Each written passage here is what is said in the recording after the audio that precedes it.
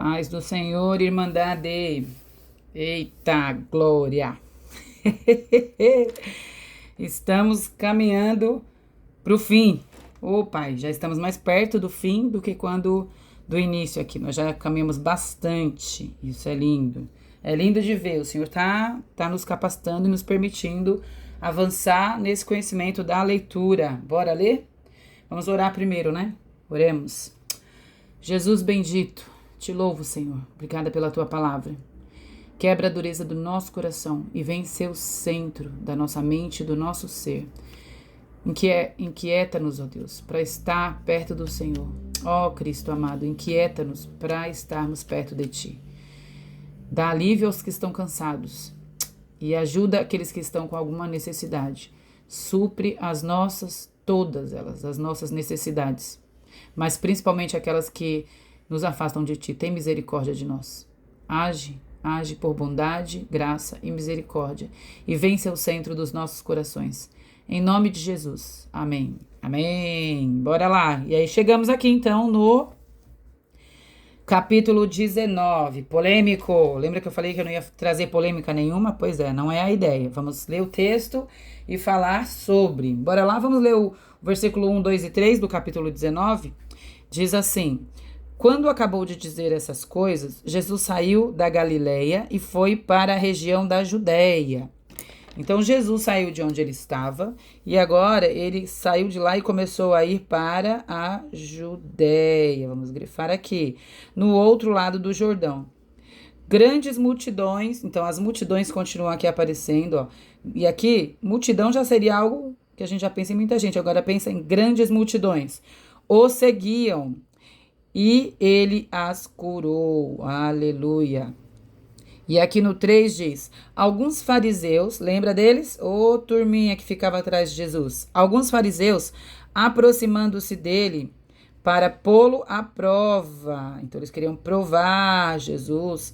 Perguntaram-lhe, aí vem a pergunta, é permitido ao homem divorciar-se de sua mulher por qualquer motivo? E ele respondeu. Vamos parar aqui para a gente trazer então alguma consideração nesse sentido.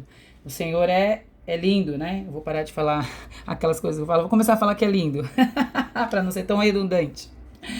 Irmandade, quando eu falo que a gente já está caminhando para o fim, é porque nós já estamos indo para o ponto crucial aqui do livro de Mateus. E cada vez mais a gente vai chegando perto desse ponto. Que significa dizer que as coisas estão convergindo já para a cruz, né? É possível ver isso aqui no versículo 1, quando a gente grifou aqui que Jesus estava indo para a Judéia, é o início da ida para Jerusalém. As multidões, a gente viu aqui também, que nesse caso está escrito até grandes multidões, elas continuam seguindo Jesus e ele, por misericórdia, curou as multidões. Imagina quantos milagres, né, Jesus não fez. E ele curou as multidões.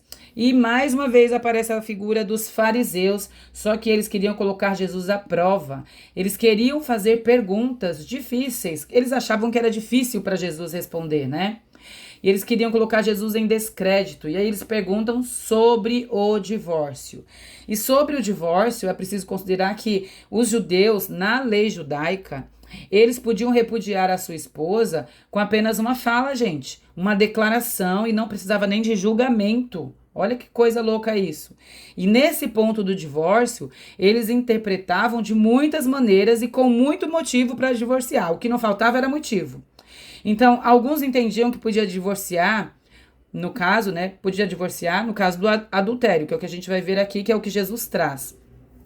Mas a gente já remete esse texto para isso na nossa mente. A gente já pensa, adulterou naquela época, tinha que divorciar. Mas não, outros diziam, e eu fui até ler vários comentários nesse sentido, para buscar mais fontes, e eles todos trouxeram dessa forma, que os motivos banais poderiam levar ao divórcio, à repúdia dessa mulher. Por exemplo, tem um dos comentaristas que traz o exemplo dizendo assim, olha, inclusive se ela deixasse a comida queimar, se ela foi preparar o alimento, a refeição, deixou queimar, podia o seu marido divorciar-se dela. E depois esse mesmo comentarista, que é uma das leis deles que tinha lá, era inclusive que se ele achasse uma outra mulher mais atraente, ele podia divorciar-se da sua mulher. Então, olha a resposta de Jesus. Eles perguntaram sobre isso. Qualquer motivo pode divorciar? E aí vamos ler do 4 ao 6, que aí Jesus respondeu, vocês não leram que no princípio o Criador os fez homem e mulher? E aí tem a letrinha A que remete para Gênesis, porque o Senhor está trazendo aqui menção, o Senhor Jesus, ao início. Ele criou o casal, foi criado lá no Éden, um para o outro. Os fez homem e mulher e disse: por essa razão, o homem deixará pai e mãe e se unirá à sua mulher, e os dois se tornarão uma só carne? Então, vocês não lembram disso? Jesus está falando para eles. Assim, eles já não são dois, mas sim uma só carne. Portanto, ninguém separe o que Deus uniu.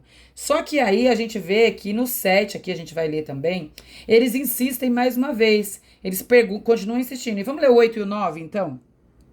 Porque aqui eles perguntam de novo, né? No 8 e no 9, Jesus respondeu: Moisés permitiu que vocês se divorciassem das suas mulheres por causa da dureza do coração de vocês. Olha só. Então, porque vamos grifar isso aqui, ó. Por causa da dureza, mulheres, da dureza do coração de vocês. Mas não foi assim no princípio.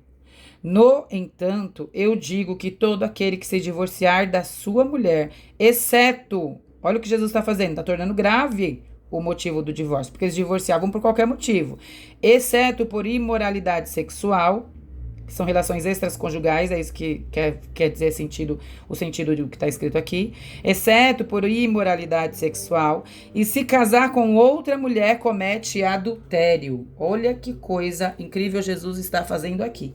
Então, no versículo 9, Mateus mostra com essa fala de Jesus que só por este motivo é que eles podiam divorciar. Jesus está enrijecendo, endurecendo isso, que para eles era banal. Então, trazendo então o entendimento para o homem que ele não podia se divorciar da sua mulher por qualquer motivo, né? Do 13 ao 15 já muda um pouquinho o assunto. Eu vou mudar porque esse conteúdo é bem denso e daria pra gente ficar aqui um tempão falando. E se eu não me segurar, eu vou. Eu já queria entrar mais. Aí ele vem falando aqui, Jesus e as crianças. Vamos ler, que vocês sabem que eu gosto de crianças, né? Nem sei, a maioria sabe, mas quem tá me conhecendo agora talvez nunca ouviu falar, mas eu gosto bastante de criança. Mas vamos lá. Diz assim: depois trouxeram crianças a Jesus para que lhes impusesse as mãos e orasse por elas. Então trouxeram crianças para Jesus orar por elas, né? Vamos grifar aqui. Mas os discípulos os repreendiam. Não deixa trazer as crianças, não impede o Senhor, não. Então Jesus lhes disse para todos. Jesus disse assim: deixem vir a mim as crianças e não as impeçam. Pois o reino dos céus, eu não consigo, vou grifar tudo. Pois o reino dos céus pertence aos que são semelhantes a elas. E aí o que ele fez? Impôs as mãos e depois de orar ele partiu dali. Gente, é impressionante porque a gente vê Jesus todo o tempo, esse Jesus que inclui, né? Jesus traz, ele não impede, né? Ele fala assim: tragam as crianças, não os impeçam. E aí ele vem falando, ele é todo poderoso, ele não faz acepção, separação, distinção de ninguém. Jesus é tão maravilhoso que ele não julga uma alma mais importante que a outra. E aí ele diz: deixem, não impeçam as crianças de vir até mim. E mais, ele usa as crianças aqui ainda como exemplo. Olha que coisa incrível, ele enaltece e exalta essas crianças aqui. Depois vem aqui, o texto continua, para o jovem rico. Aí começa a entrar nessa história que é bem interessante aqui. Ela vai do 16 aqui em cima até o finalzinho, até o 19. Deixa eu ver se tá aqui. Até o 19. Aliás, até o 29. Por isso que eu tô falando que tá estranho. Tá aqui do outro lado. Então vai do 16 ao 29. Eu não vou ler todo, porque a gente já tá se alongando aqui. Mas é bem, para resumir, mostra um homem, né? Ele é jovem, então eu vou grifar aqui, um jovem. Eu falo que não vou grifar, que não vou ler, mas não vai ter jeito, né? Eu vou ler só a introduçãozinha aqui pra gente entender, então. No 16, um jovem se aproximou de Jesus e lhe perguntou: Mestre, que farei de bom? Que farei de bom para herdar a vida eterna? Ele pergunta, e é interessante aqui, ó. Eu vou até colocar aqui com caneta. Que tô meio torta, a mão não ficou muito reta, não. O que farei de bom? Quando ele diz assim, o que farei de bom, né? Ele mostra esse homem jovem aqui, esse rapaz, ele mostra por meio dessa pergunta Que a sua mente, na sua mente, né, seria possível alcançar a vida eterna por algo que você fizesse de bom. Então, ele fazia alguma coisa boa, ele estava até talvez provando ali a Jesus se ele já tinha herdado essa vida eterna por seus próprios méritos, por fazer boas ações. E a gente vai ver isso no texto. Aí, no 17, Jesus diz assim, ó, por que você me pergunta sobre o que é bom? Né? Por que você me pergunta fazer o que é bom? E Jesus respondeu, há somente um que é bom. Se você quer entrar na vida, obedeça aos mandamentos. E ele pergunta, quais? Né? Jesus confronta o entendimento daquele jovem, né? Daquele homem. Ele confronta com a bondade, respondendo, a bondade não é o que você está pensando, não. E ensinou que a bondade vem de Deus. E que ele teria que guardar os mandamentos. Ele ainda não tinha entendido. Porque ele pergunta assim, quais os mandamentos? O que eu tenho que fazer?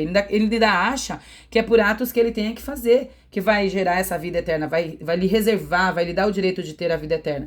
E aí Jesus vem aqui e ele vai citando alguns mandamentos relacionados à conduta moral.